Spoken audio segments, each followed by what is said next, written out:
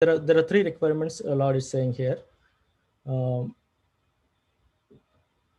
Three requirements Lord is sharing here. So the first requirement is shutting out all the senses. Okay, all the external senses, and the second point Lord is discussing here is chakshuh chaivantare broho, keeping eyes closed and vision concentrated between the two eyebrows, and prana pano samokritva nashabhyantara charino.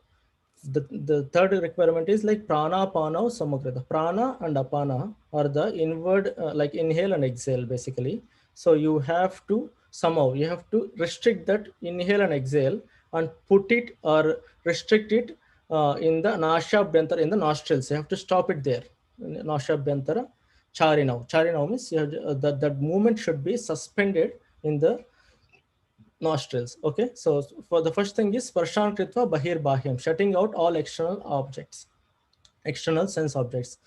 So so there are five sense objects, we know that, right? So sound, uh, sense, there are sense organs and sense objects. There are, what are the five sense organs? Ears, eyes, nose, tongue, and skin. Okay, so for these five sense objects, these are knowledge acquiring objects, sense objects. So with this five knowledge acquiring sense objects, we have five sense organs. We have five sense objects. What are those five sense objects? With the ears, sound.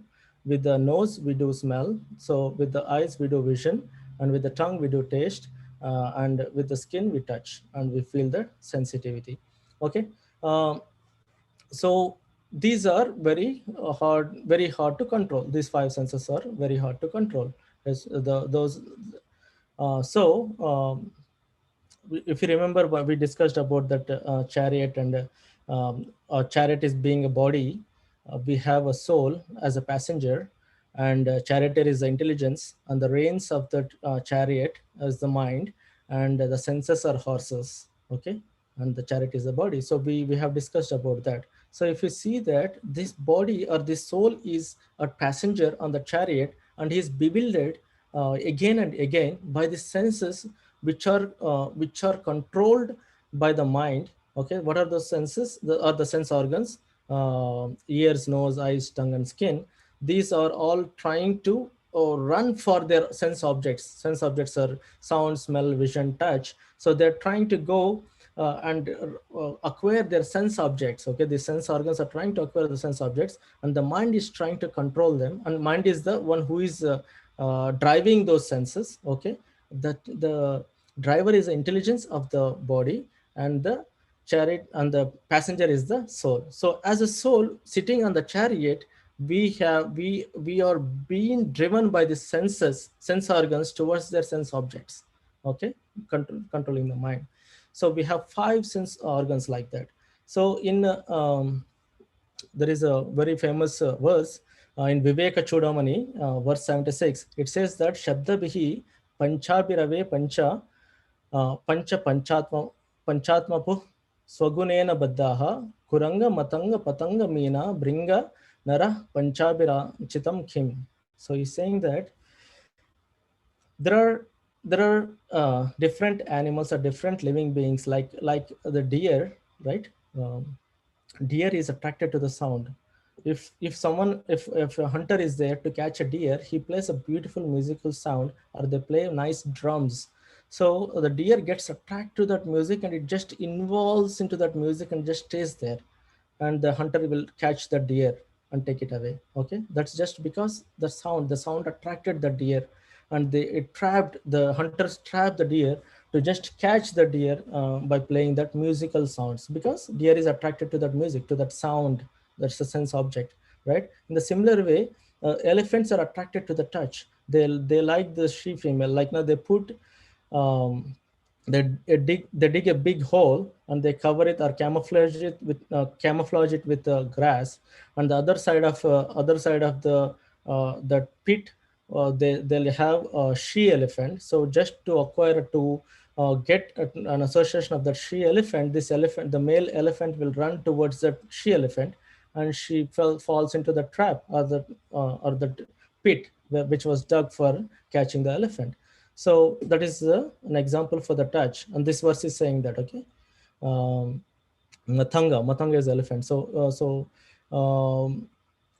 And the third one is moth. The moth likes when there is a light, when there is a fire, when we have a candle on, right? When we have a fire on the candle, we see the moths. They are attracted with their sight. They like to feel that, they see that they're very much attracted to the light, and they like to touch that light. They want to enjoy that light, so they just go near it. They knew that they're getting hot, the temperature is getting hot, but still they want to touch it because they're attracted so much to feel that fire. So that moth goes towards the fire, and it gets burnt away with that heat, or with that in the fire. So that is the attraction, one attraction in each one of them, right?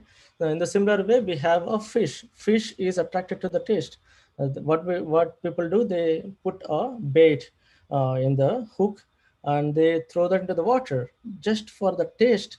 Fish likes to eat, so it just catches the worm, or it tries to eat the worm, but it gets uh, trapped by himself by trying to eat that bait, right? So that is example of taste. And the other one is a black bee. So basically, or bumblebee. So the flowers are so fragrant. Just by that fragrance, these bumblebees, they go and try to suck the honey from that flowers. But what happens is that they are so much involved into that fragrance, and so much involved in it, in the taste of that honey. They just get trapped themselves, because those flowers will close up after the sunset. So they are still in that, they are in that so much of sense enjoyment that, they're getting from sucking that honey. They get trapped into that flower. When the flower closes, those bees, they get trapped into the flower. So this verse is saying that all these examples what I have quoted or have only one sense to attract, right? For the elephant, it's a touch. For the deer, it's sound. For the fish, it's a taste. For bumblebee, it's a smell. And for moth, it's a vision, or with its eyes, right? So they're attracted only with one each of a sense object or sense organ they use, and they get trapped. So the verse here says that we have Viveka Chudamani, or the intelligence says, the verse here says that if you if all these animals, or the examples what we have quoted, has only one sense organ to trap, the human being has all the five of them, right? What is that verse? It says that Nara Panchabhiranchitam Kim. How can this Nara, or the human being, Panchabhiranchitam, he has all the five senses completely, and they're all being left out right now. All the sense organs, eyes, ears, nose, touch. So all these are there. All these are um, skin, right? All these five sense organs are there in the human being. How can he survive? What is the chance of this human being survive with all the five sense organs? Like the example shows only one sense organ for each and every living entity we talked about. But for the human being, Narah Panchabhiranchitam Kim, how can this human being survive with all the five sense organs left out, uncontrolled? So that is a verse. So basically, that's what Krishna is saying here. Sparshan Kritva Bahir Bahyam, shutting out all external sense objects. Sparshan Kritva. Sparshan means, sound and other things. Kritva Bahir Bahyam. Kritva means closing. Bahir Bahyam, shut out all the sense organs. That's the first requirement. And the second requirement is Chakshuhu Chaivantare Bruvoho, keeping eyes closed and vision concentrated between the two eyebrows, right? So that is the process which you have to follow for um, dhyana yoga, or when you perform some austerities.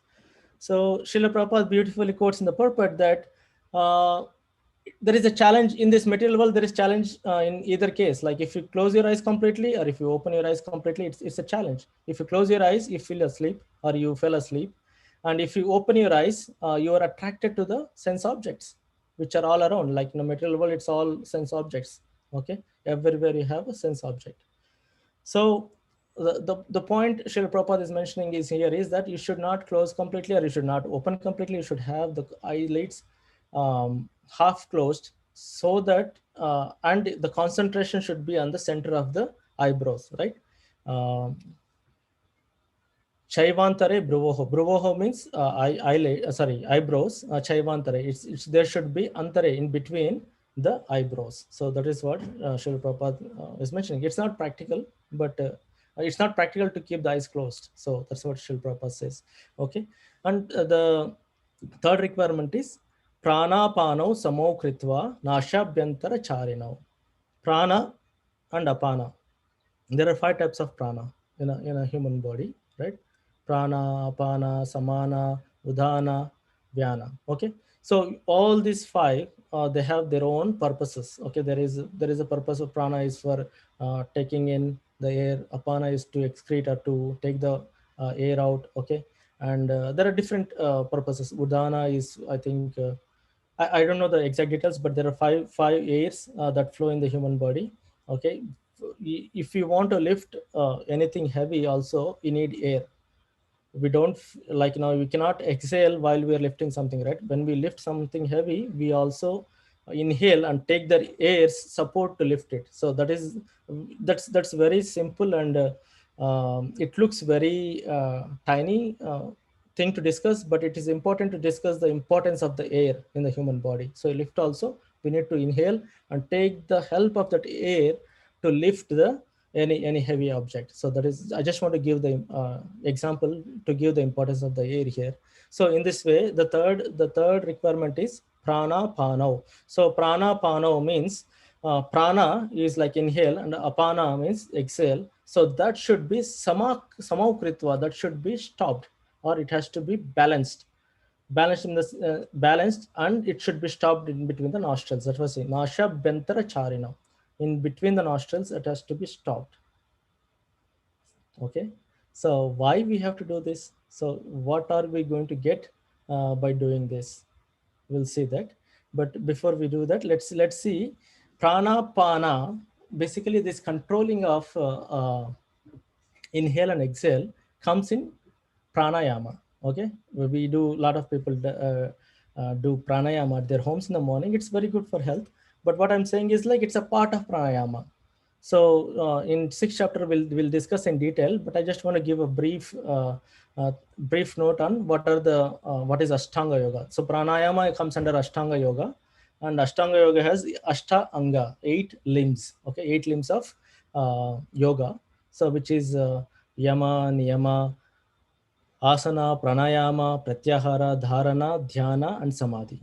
Okay, 8 of them. So yama means following the ethical rules. Okay, ethical rules to follow, like what should be done, like following brahmacharya, celibacy, following different activities you should do's, basically what are the best things to do. And niyama means don'ts. So you should not eat late, you should be clean, cleanse your home. So the do's and don'ts, they are opposite to each other. So some do's are don'ts and some don'ts are do's. So we can talk accordingly. But so those are the first 2 steps: yama, niyama.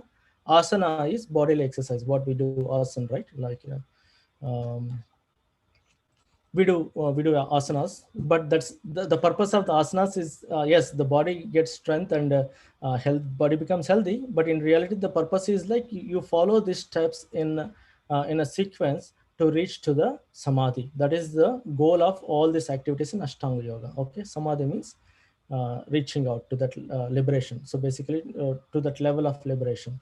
So yama we talked, niyama, asana, then pranayama. The fourth step is pranayama. Pranayama is basically controlling the airs, like in inward air and outward air. Now we do that anulom vilom, right? Now we breathe from one nostril and take it out from other nostril, and again breathe from the other nostril and take it from the. These are just health related, in the sense like what we know is only the health related, but there may be some many details on how to follow and what else to follow in this Ashtanga yoga process. Okay, so pranayama, pratyahara is a very important step where you are basically stopping, or it's like Krishna gives an example of a tortoise or a turtle. So turtle, what does it do? Whenever it sees a danger, it just withdraws all its senses, or all its like legs and like legs and the head.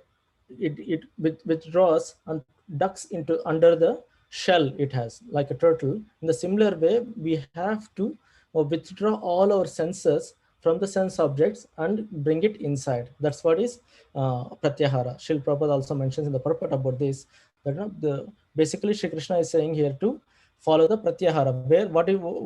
Where do we see the pratyahara thing? Shri Krishna is saying that sprashan kritva bahir bahyam. So shutting out all external sense objects means basically you are withdrawing all your senses inward, no, not externally. You're not letting it go uncontrolled. So that is withdrawing the senses. So that's Srila Prabhupada quotes as that is the process of pratyahara. Okay, and dhara. Dhara means dhara, dhyana, and some other three other things, which we will go in detail in the 6th chapter. So now, that being said, why should we do all these things? What is the necessity for doing all these things? The necessity is such a person who does it. The next verse covers that. The next verse is, um, uh, 1 second. Next verse is Yathendriya Manobuddhir Munir Moksha Parayanaha Vigattecha Baya Kurodo Yassada Mukta Evasaha. So Yathendriya Mana Buddhir. So by following these activities, by following these three principles or the three steps what are provided in the text 27, that person can that Yathendriya. So with that, what we can achieve? Indriya. So yeah. So the senses, mind, and intelligence can be controlled. Basically, Yathendriya Manobuddhir Munir Moksha Parayanaha. So the one who, a Muni or a transcendentalist who desires to have a moksha or a liberation, he'll get to control the Indriya senses, mind, and intelligence. With that, what happens? Vigat Techa, he'll discard, or he'll remove Icha. Icha is desire. Vigat Techa means Vigata and Icha. Vigat Techa, Bhaya Krodha. So desires, fear, and anger will be removed. Will go away from there. Okay. Yes, Sada Mukta Evasaha. The one who has all these qualities, that person is qualified for liberation. That's what Krishna is saying here. So, okay. Yes, so the one who always like follows this, he is certainly liberated. That's what Krishna is saying that. Okay. So now the problem with this, Srila Prabhupada, whenever he gets a chance or whenever he gets a opportunity, he'll not lose it. So at this point also Srila Prabhupada stresses on Bhakti Yoga. He says that even though, yes, these are all written, this Dhyana Yoga is there, Karma Yoga is there. Whenever different activities, there are different processes, but there are faults in each and every process. But only thing which can survive or which can help us is a Bhakti Yoga. That's what Srila Prabhupada mentions here. Bhakti Yoga is very important because, the example, if we take a Shaubari Muni, right? Shaubari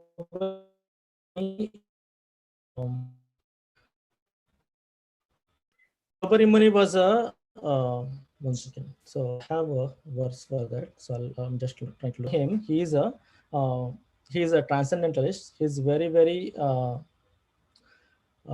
austere. He was practicing austerities in under the water in Yamuna. Okay, so when that even though he is being austere, he was very, very strict with his controlling the senses and everything. He saw the association of two fishes in the water, and his mind got deluded. Okay, and that person, that Shaubani Muni, he got up, he went out and went to King Mandata and borrowed.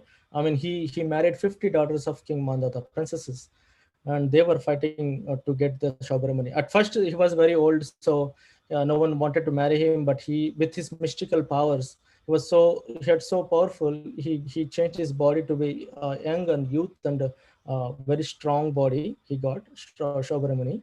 And then these princesses who at the beginning who never wanted to marry him, they started fighting to get him. So all the 50 of them married him. So that was such a powerful was Shobramani, such a mystical powers he had.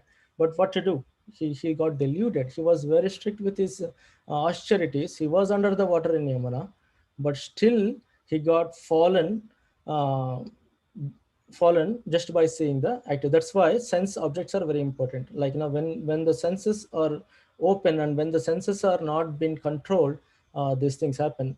And I want to quote this verse from Canto 9, chapter 6, text 50.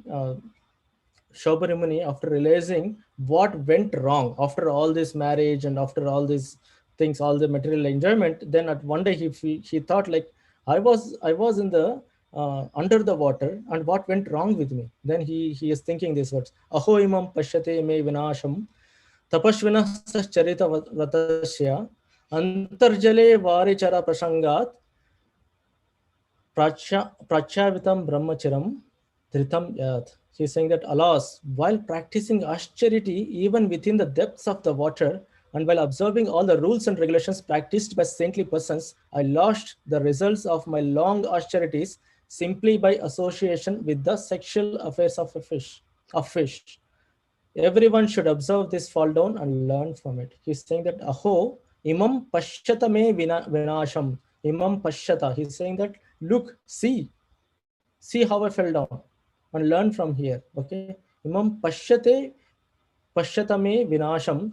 Tapashvina saccharita pratasya. So I was doing performing very long austerities there, very strict austerities, following the rules and regulations. Antarjale varichara prasangat. Antarjale, under the water, I saw the association of the fish. I fell for that. So prayat prachavitam brahmachiram dhritam yat. So how can, like, all the for a long austerities all got disturbed just by the sense objects. So that is very important point to quote here. And the second one, in the next verse, right next to it, text number 51, Canto 9, chapter 6, text number 51, it says that Sangam tejeta mituna vratinam mumukshuhu sarvatmanana vrishrej bahir indriyani ekascharan rahasichattam ananta ishe yunjita tadvrita vritishu sadhusu cha prasanga. So he's saying that a person desiring liberation, if a person is really desiring a liberation from material bondage, must give up the association of persons interested in sex life and should not employ his senses externally. So again, it's saying that he's saying that he should not employ his senses externally, like in seeing, hearing, talking, walking, and so on. One should always stay in a secluded place, completely fixing his mind at the lotus feet of the unlimited personality of Godhead. This is the very, very important point which Srila Prabhupada was talking in the purport. He is saying that unless you follow a Bhakti Yoga, what is a Bhakti Yoga? It is nothing but even though you're you're practicing austerities, very strict and stringent austerities, those austerities should be performed for the pleasure of the Lord. That the thinking, whatever the dhyana you're doing, that should be the goal of that dhyana should be the lotus feet of the Supreme Personality of Godhead. So when you have that thing, then you will be successful. So we talked about an example where we failed, example of Shobharamuni as the one who failed with that austerities. But there is one devotee of the Lord who got successful with a similar austerities, but he is successful. He got Lord. Can someone guess who that devotee is? Dhruv Maharaj? Yes, very good, Prabhuji. Yes, I was pointing to Dhruv Maharaj. Dhruv Maharaj was he has achieved the Lord within 6 months. Acharyas quote that is the fastest anyone could ever receive the Lord. 6 months. 6 months of austerities, completely very, very stringent austerities.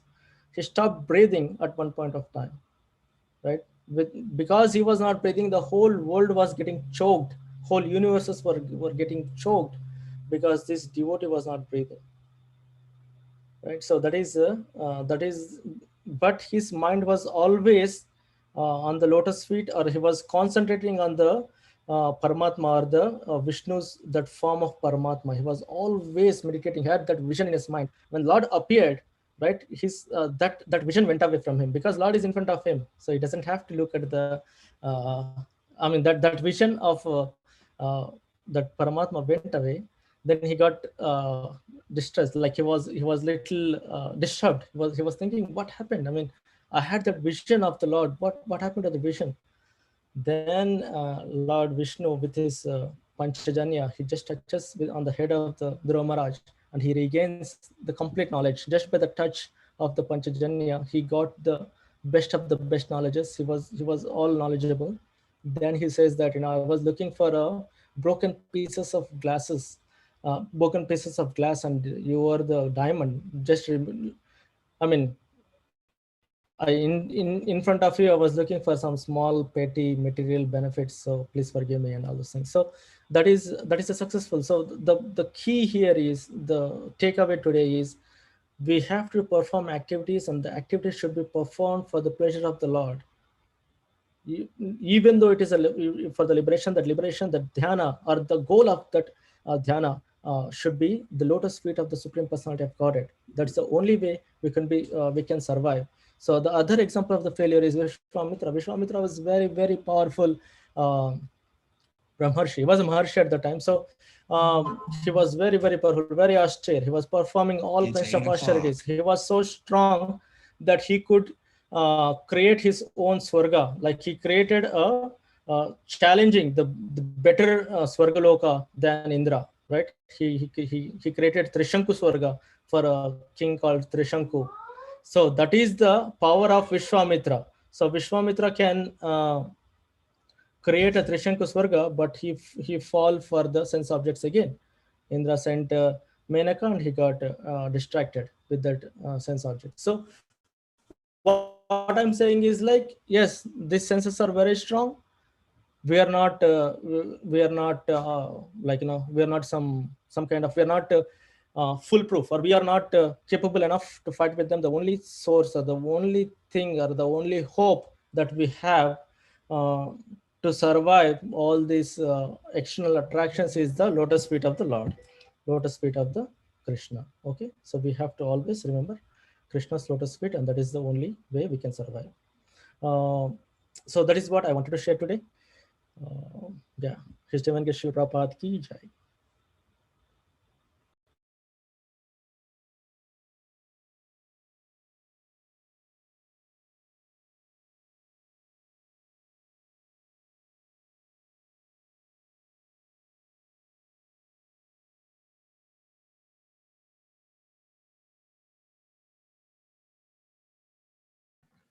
Yeah, Hare Krishna. Thank you so much, Roji, for a wonderful class. So nice. The devotees like to ask some questions, reflections, comments. Please go ahead.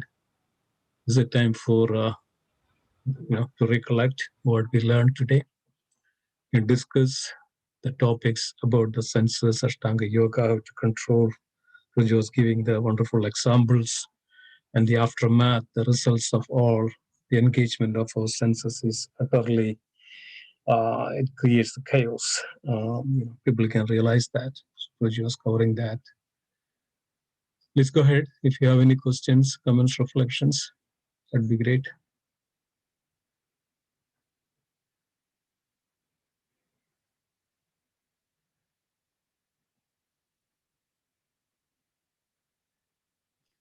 Anybody has anything to add?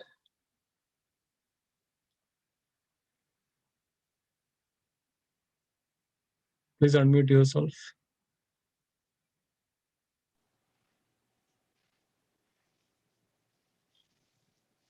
Go ahead, Mataji. Wanted to say something, Janaki Mataji? So you asked to unmute, so I unmuted. I was thinking of a question. So Prabhuji mentioned that we have to always have Bhagwan's lotus feet, or Vishnu Bhagwan's form's lotus feet always in our mind. So in my mind, I was wondering, with all our senses, we get mixed. experiences. So every time if anything happens, that let's say if the ear is hearing something which is not good for ear, and it is externally like happening, so at that time you always just have lotus feet of Krishna in mind, or when you see something which is not favorable. So I was just wondering, like, you have to constantly just in your mind meditate, or how can one like be constantly meditating and thinking about if we have the experiences with our senses which are otherwise. There is no way we can avoid, but Yes, how can we?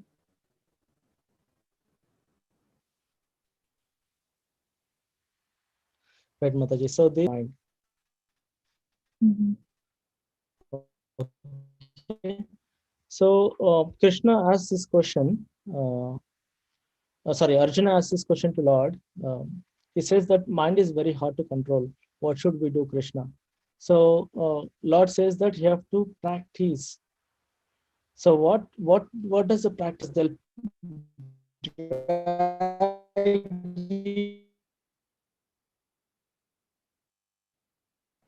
There is some issue with hard to hear you. I think it's vibrating.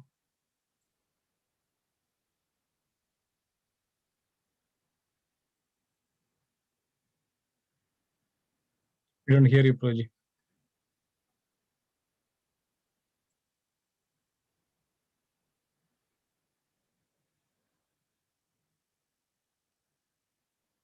Prabhuji, we don't hear you. I have lost his audio and video both. Yeah.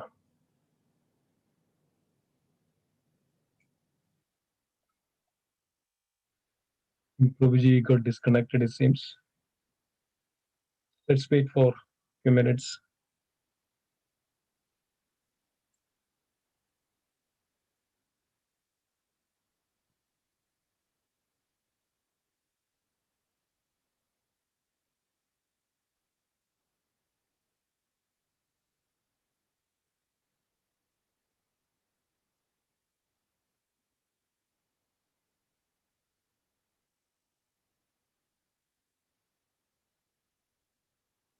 Maybe some connection issues.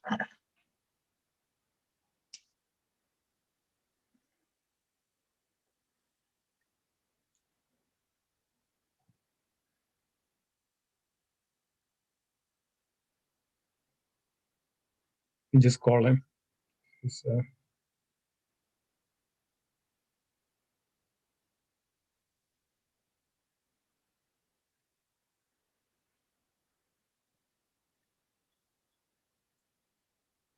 Oh, you're joining again? Okay, all right. No problem. Okay. Hare Krishna.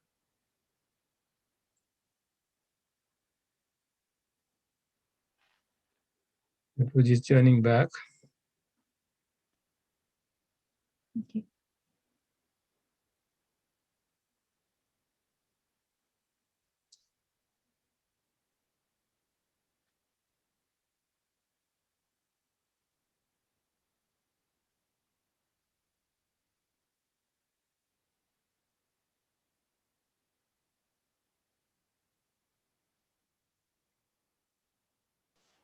Yeah, sorry, the internet issues again. I lost the connectivity.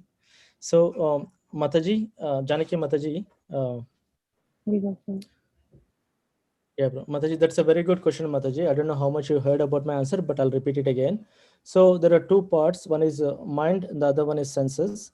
So they work together because mind are the reins of the chariot, right?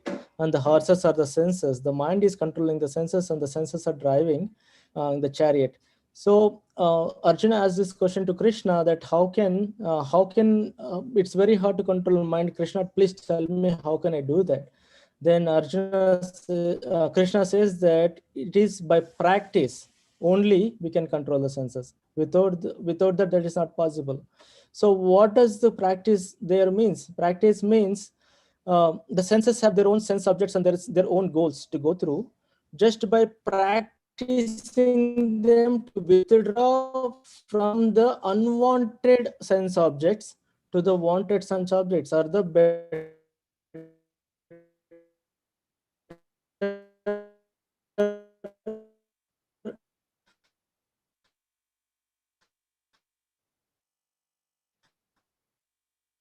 Prabhu, we are losing your audio again.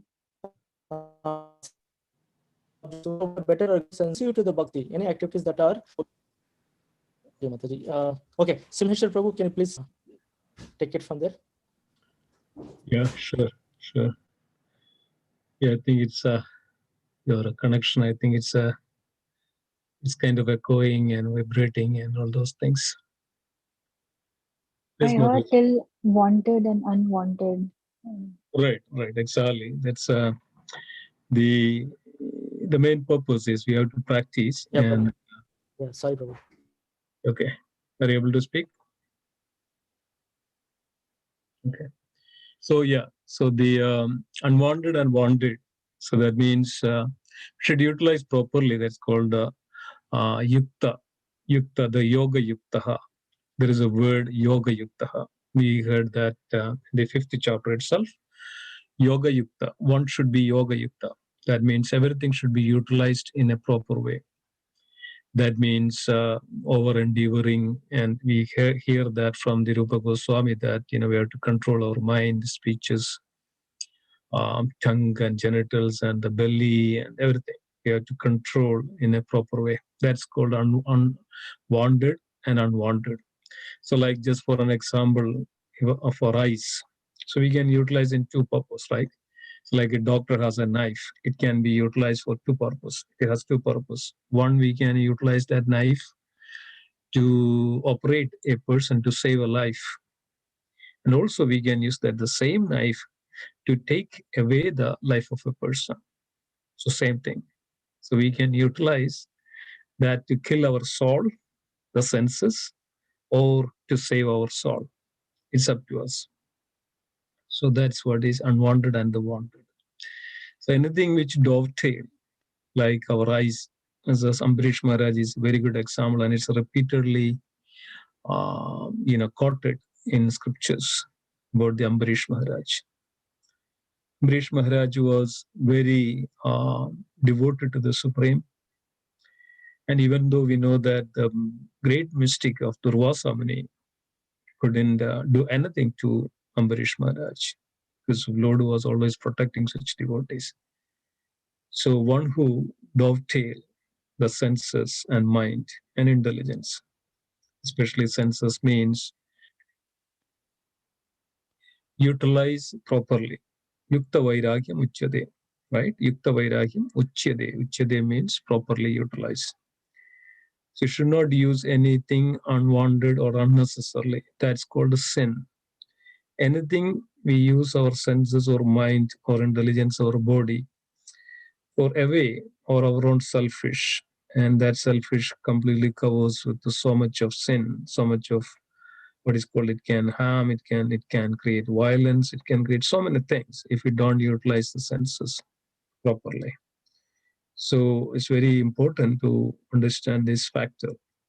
So if you have the eyes utilized nicely for us looking at the Lord, going to the temple and nice darshan, and devotees and the service and so many things, we can utilize our eyes. We can utilize our ears to hear the glories, Krishna Katha, Bhagavad Katha, the lectures and devotees, the Bhagavad Gita recitation and the glories of the Supreme Lord. So many things, so many ways we can utilize. But also at the same time, we can utilize this for somebody saying the gossip, somebody saying, okay, the worldly things like, the movie stories or some other stories or something. And these are all called asanga. Asanga means unwanted association. Even too much of any of these things actually causes troubles. People will naturally addicted to it. So it causes bondage, it causes addiction. Then that's where we are tied up in this world. Some are so much, some, yesterday I was giving this example. If 4 o'clock, if a person doesn't get a tea, he is getting mad. An alcoholic, if he doesn't get his drink, he gets mad, right? So a cigarette, a smoker, like one who's keep smoking, and if he doesn't smoke on that, he gets mad, he gets agitated, frustrated, and he gets anger and so many things. All our anarthas, which arises from the senses and the mind and the intelligence. So senses are the driving factors of it. So all we need to do, that's what is Krishna is telling to Arjuna, practice. So how we can practice is very difficult. Like, we cannot control our mind. It's very it's difficult to control, and difficult to control our mind and the senses. So it's only way Krishna says that then we have to dovetail all our senses, like eating habits. So what we can do, we can practice, use our tongue to eat Krishna Prasadam, and which we use as our mind and intelligence, right? That's why we get this intelligence from the knowledge. So by this knowledge, intelligence develops, and by the intelligence, we prepare our mind that no, I'm not going to eat anything which is not offered to Krishna. Simple. It's a very determination, like Bhishma took a vow. I'm saying that I'm not going to eat now onwards anything which is not offered to Krishna. I eat only prasada. It's simple. But the determination and our will, the desire and the will and the mercy of Krishna will help us to keep that promise. So it's mentioned that anything which we continuously do 21 days, that's according to the medical field, anything we continue to do 21 days, that will become an addiction for us. Like if you don't eat any meat or anything non-veg or anything like that, coffee or anything like that, if you practice like 21 days, then that inclination will naturally goes away. Then we develop a higher taste. So like that. So our senses, our tongue, if you start to chant the holy name, do that. I mean, you can experience, we all can experience that feeling. Chant for at least 3-4 weeks the holy name. There's such a beautiful, sweet taste it develops on our mind and our body. Anything like that. That's why, we continues to take 1 month of fasting, like Damodar month, 1 month of fasting, Adhiga Mas, 1 month of fasting, Chadurmasa. Why we are doing this one? The only one reason that we can subdue our unwanted desires of the senses. So these are the reasons, these are the cause, and what is the effect? We can subdue all this lower taste. So these sensual pleasures and all is a lower taste. So animal also has the same thing. No difference between animal and a human if you are still staying at the platform of sensual or sense pleasures.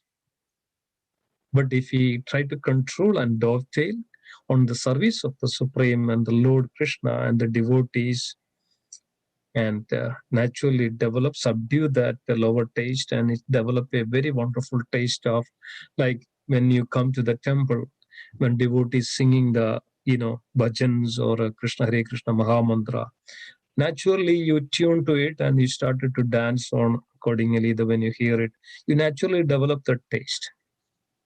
So like that, hearing process, eating Krishna Prasada, and the legs walking to the temple and do some service, and the hands giving charity to others and do the service, cooking for the Lord whenever, whatever you can. So this way, we can dovetail. We cannot completely stop at a moment. Oh, I'm thinking that, okay, today onwards, I don't think anything else, only Krishna. It is not possible. However, in whatever capacity we do that, it is not possible. We cannot stop at once our mind's activity. Mind is always active. We cannot even focus our mind for 5 minutes. It's even 5 minutes if you can focus your mind. That's great thing. So that's why it's mentioned that mantra. Mantra means manana pranane tiya mantra. Mantra means to subdue the mind, to overcome the mind. Mind is a very difficult thing. And there are 5 stages of mind. 5 stages of mind. Then there is ekagra, that is the very focused mind. Then there is a mind which we cannot even, we try to control, it won't be able to control, it goes away in all directions. There is mixed mind, sometimes focused, sometimes not focused. And then it comes to the ekagra mind. Then we can also surpass this even focus, and we can come to a transcendental mind. There is, we can cross beyond this different mental status. Then we can come to the pure mind, or pure conscious, Krishna conscious mind, or transcendentally situated mind. And we can come to that platform. So all this process will take us from this various lower platform to this higher platform of, the Krishna conscious or transcendental. That's called transcendence,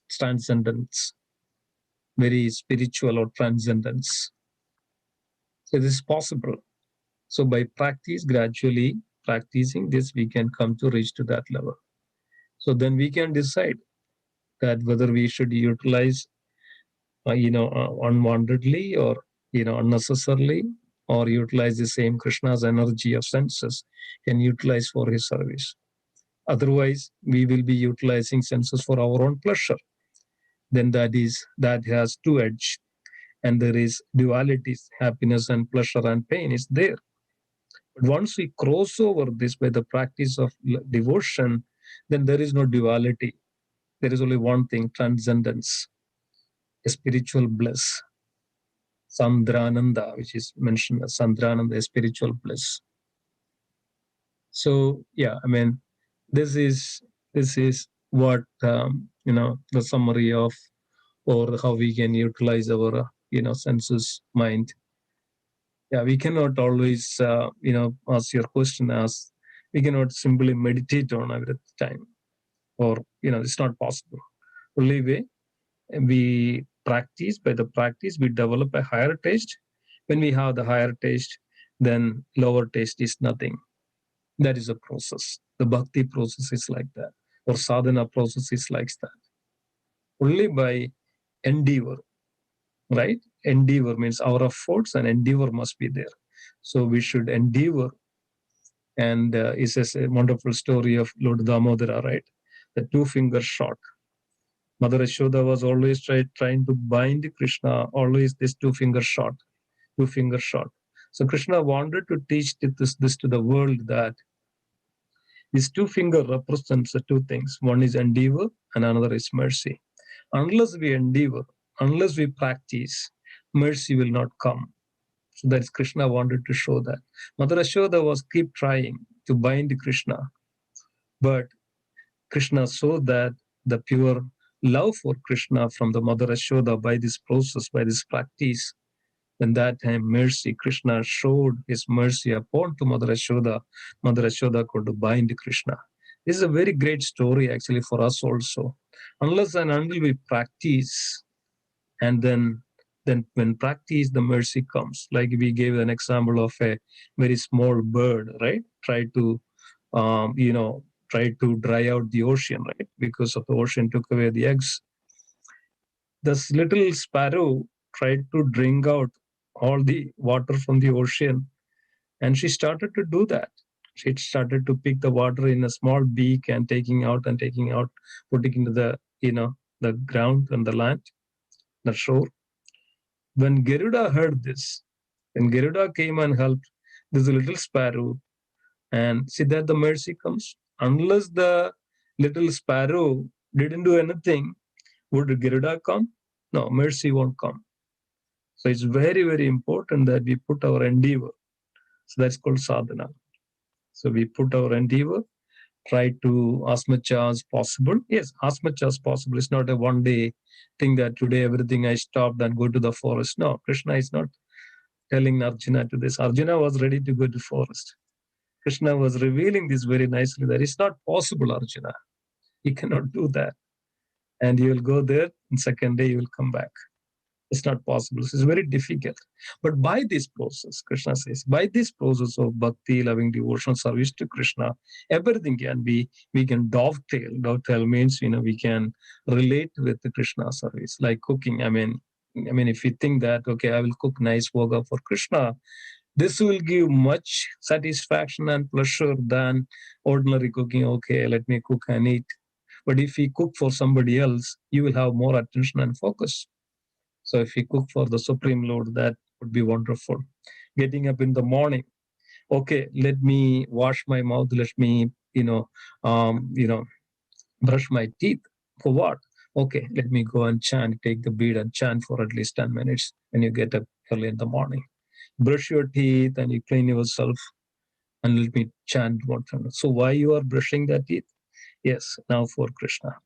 Okay, let me take my bath before I cook for the Lord or before I light the lamp for the Lord. Let me take a bath. So now, okay, so that service is now, okay, utilize. Let me do that for Krishna. Now take a bath, come down or, come to the altar. And now, you put a tilak. And this what is we all do every day. You put a tilak on the Lord, on the forehead. You put the tilak and says that this is the lotus feet of Krishna. The tilak is nothing but these 2 lines on the forehead is the lotus feet of Krishna. Let me place the Krishna's lotus feet on my forehead. Let me place a tulasi underneath of that. So there is a tilak, 2 lines, and beneath that there is a nice tulasi leaf. So let me offer that my body to the Supreme. So we put tilak on the body. So let me offer my body to the Supreme. Now let me, prepare everything nicely for Krishna. So now you prepared the bhoga. Okay, let me offer that, bring to the Lord and nicely offer to Krishna. So let me, once you offer, you specified chanted mantra, Hare Krishna Maha Mantra, you take out the prasadam. Now it is prasadam. Let me honor the prasadam. Okay, now the prasadam is, let me honor it. So this is also a service to Krishna, right? So now your tongue is honoring the prasadam because this is Krishna tasted this bhoga, this prasadam, and this is from the mercy of Krishna. This is prasadam from Krishna. Let me honor it. And this is the way. Okay, now what to do? Now, okay, let me go to work. Why I need to go to work? Yes, I have a family, I have a children, I have, there are dependents related to me, and I can work, I can bring money, and I can maintain my family, and for Krishna consciousness. You go to work, you do sincerely your work, and then you come back home, you take bath or, whatever, and then again, same thing, like you pray to Krishna. So this way, like before going to the bed, now 7 o'clock we have class, morning we have Srimad Bhagavatam class and chanting. Before you go to bed, yes, again, you light the lamp for the Supreme and you offer something, fruits or whatever, nuts, whatever it's there, before God. Then you go to you say to the Lord, okay, now we are grateful and thankful for you, and you at least also made my day with you. And now you can take a sleep. You make them sleep, the Supreme Lord, and then you also, consumed. Or you also take the honor of the prasadam. Now also before you go to bed, we pray to the Lord. We chant. Some devotees chant the holy name. Some devotees hear some nice bhajans or lectures of the Lord, and that way even sleeping. Okay, now you sleep on time. Why you want to sleep on time? You want to get up in the morning. So there are devotees does that. So when the Lord wakes up early, so you have an altar. If you do, whatever. So you get up in the morning and you take bath. You come and wake up the Lord. So why I am doing all these things? For Krishna. So everything can be dovetailed for the service of Krishna. This way, we subdue even after some point of time. We don't even realize, how beautiful the spiritual life it is. Now, I don't have any taste for going outside with the friends or going to the restaurant or going to the movie or going this or any of these things like that. What all I have is actually now, yeah, every day. Practice this for 21 days or 3 weeks or 1 month. See the life, how it is transforms, changes. And this is what is again Ashtanga Yoga. This is the yoga. This is the Bhakti Yoga. This is a summum bonum of all that bring a person to that level of spiritual Krishna consciousness. And it is possible. Yeah. So, that was a long, long answer for it. But I just wanted to explain it. Thank you so much. Thank you so much, Prabhu. Yeah. This way, we can engage always. And our house is not our house. We say this is Radha Madhav's house, or Radha Shamasundar's house, Radha Govindaji's house. Where the Lord is there, that is temple. Where the Lord is there, that is Vrindavan. And our heart, Lord is there. Our heart is also need to be clean, so that there are, I will explain one of the class. There are 5 kinds of purificatory processes, 5 shuddhis. Panja shuddhi, which is known as Panja shuddhi, Dravya shuddhi, Bhuta shuddhi, Mana shuddhi, Vak shuddhi, and then our, Panja shuddhi, Dravya shuddhi, Bhuta shuddhi, Mana shuddhi, Vak shuddhi, and then Sharira shuddhi. I will explain on the other class. So this all helps a lot in the in our spiritual process. Yeah. Thank you, Prabhuji. Thank you so much. No problem. Hari Kishore Prabhuji is back. Wanted to add something, Prabhuji? No, you covered everything, Prabhuji. I'm sorry. Internet is very shaky today. So I'm trying to get it fixed, Prabhuji. Yeah, thank you. Okay, so wonderful.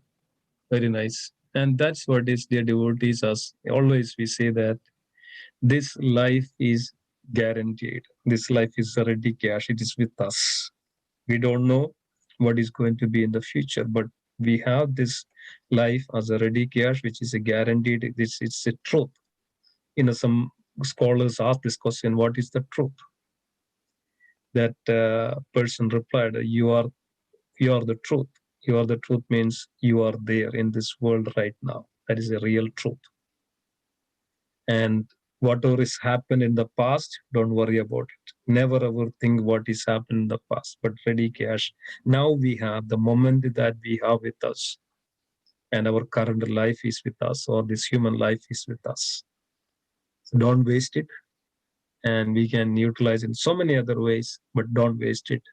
But just try to engage whatever the capacity that we have for the service of the Lord, service of the devotees, and practice this sadhana and follow. That's the most important thing, the humility and the willingness to follow the scriptures and the Lord. And that's a great quality one should have. It's not that we heard it in one ear and then it loses through the other eye, and we just heard it. Oh, looks very good, and this Prabhuji said was so nicely wonderful. But what is the use of I'm spending 1 hour, 2 hour, or daily to hear and practice? Unless we apply that and practice that, then there is no use of it. Just waste of time. So that's the most important thing. We take it and practice it some extent, whatever the capacity we can. Then it will actually fructify. It will bear the fruits. Otherwise, it doesn't bear the fruit. Right? So it's very, very important that we take it. Krishna consciousness is so wonderful, and so powerful, so sweet, so blissful, and it can give everything. And if anybody has any kinds of, I would say miseries or sufferings or calamities or so many ways, right? All can be eradicated just by focusing on Krishna, because it's so powerful. Krishna's name itself is so powerful. So take up, and especially the most important is, we talked all these things. If you are not able to do any of these things, but at least this one thing, chant the holy name. That's good. That's, has all the benefit of doing everything else. Just chant the holy name, whatever the way you can in your day-to-day life. Maybe 10 minutes, maybe 15 minutes, maybe in the morning, maybe in the evening. But don't go without chanting the holy name. So powerful, so powerful. So please do that. So that way it helps. Thank you so much. Okay. Very nice. Vimal Gupta Prabhu, anything you'd like to say something? Yeah, Prabhuji. Yeah, Prabhuji, definitely I'd like to say something. I'm trying to understand see, now when we are in house, we offer to Lord the bhoga 3 times, and then we take the prasad. So, Prabhuji, what about the exceptional situation where we are traveling and we don't have opportunity to offer to the Lord, and we have to? How do we deal with that situation? It's because we don't have the Lord, right? We are traveling now. Right. So, in this situation, how do we do, Prabhuji? What do we do? Yes, I mean, if it is just for one day, like if you just travel for one day, so what we do actually, we put fruits and everything for the Lord, right? And we take, we offer to the fruits and keep the fruits in the altar, and then some prasadam we takes with us, and then whenever we travel, and we use the fruits. Yes. Second thing, what I do actually, we have a rice cooker. It's electric. Wherever you are, you just put it, plug it in, and then of course, I always have at least Krishna's picture, or at least I have a traveling portable altar. It's in a paper kind of portable altar. You can fold it. You can keep it in your bag, and then then of course we'll have a bags of, will contains, like wherever you go, like in a hotel, if you go and stay, many hotel has kitchenette. That means you have like utensils and kitchen is there. And if the kitchen is not there, at least you will have a microwave and you have electric plug. And I take that rice cooker, and there you can cook maybe so many things. You can cook khichdi, you can make so many things. And then microwave is there, and you have a portable altar, like in a small, this is in our temple. You just offer and you cook and offer to the Lord. Simple. And it's not that difficult. No, definitely not difficult. Yeah. So that's what is I do. That's what is my family, wherever we go, we do that. So it doesn't matter for us. And either we can have some hotel with the kitchen, maybe $10-20 more, but at least you have the facility to cook and offer to the Lord before you eat. Got it. You travel somewhere in a day. What we do actually, we take a like khichdi or dry prasadam, something like that, like curd rice or something like chapatis and puris, and that can stay at least for a day. Some dry sabji, and so many things. So it's like we can keep it in our car or something, and we can eat. So it's not necessary that we go to the hotel or we need to eat or something. But sometimes maybe children, maybe they may not like these things, and yes, they may have to go to maybe buy something vegetarian stuff or something like that. That's okay. Some drinks or something. That's all okay. That then what we do, we can offer in our mind also. Krishna is Bhavagrahi Janardana. Bhavagrahi Janardana means Krishna understand our intention. Krishna understand our mood. Krishna understand what we thinking of for the Lord. If we think our mind that, oh Lord, I am offering this to you in our mind. Of course, there are situations we may not have picture or altar or anything. There are situations. So that time, what we do it in our mind. In our mind, we offer. Krishna knows. Krishna is Bhavagrahi Janardhan. Krishna knows and understand and realize what the mood of this is. That's Krishna. That's what is Krishna needed most. Krishna is completely. He is a Purna Purushottam. He is Atma Ram. He is complete. He does not need anything from anybody. But one thing is actually, one devotee loves Krishna. Krishna reciprocate that. Krishna, that's the most important connecting factor. The loving devotion, or the love for the Supreme. That's the ultimate of it. In Bible it says, right, God is love. Why it says that? Yes, that's the ultimate. That's a very pure thing in all respect. So that Lord accepts that our devotion to the Lord, the Lord reciprocate accordingly. So yes, we can do it in anyways. Got you. Thank you so much, Prabhuji. Very good. Okay. Okay, I think we can conclude in that case. If there is nothing else, please continue to hear. This is the devotees is the mercy of the Lord, and nothing will happen. And it says that even a blade of grass moves without the will of the Lord. Take that in fact, because of everything belongs to Krishna. Even not even a blade of grass moves without the will of the Lord. That means anything happens, especially The will is there. The Lord's will is there. Lord's mercy is there. So this all happens is because of the Lord's mercy. And that's the truth. That's a reality. And we may not realize now, but that is a fact. The Lord is showering His mercy to come together on evening and He hears Srimad Bhagavad Gita and relish and to be with the Supreme Lord and discuss about Him, the glories. And that's His mercy. Otherwise, it won't happen. So we pray to Supreme that we all comes together and gives the mercy every day to hear and to associate with the devotees and the Supreme. So that's way we can purify our existence. Thank you so much. Let's if there is nothing else, then let us conclude today's session. Okay, so let us pray our obeisances to all the Vaishnava devotees of the Lord.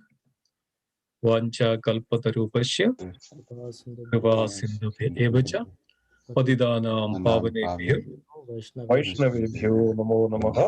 Vaishnavrinda ki jai. Gandharaj Srimad Bhagavad Gita ki Jai. Prabhupada ki jai. Jai. Ananda Gauri Vaishnavrinda ki jai. Gaurav Thank you. Hari Hari. Thank you for the Thank you class. so much, Hari Kishore Prabhuji. Wonderful Thank you, class. Prabhu. Hare Krishna. Thank you, Prabhuji. Hare Krishna.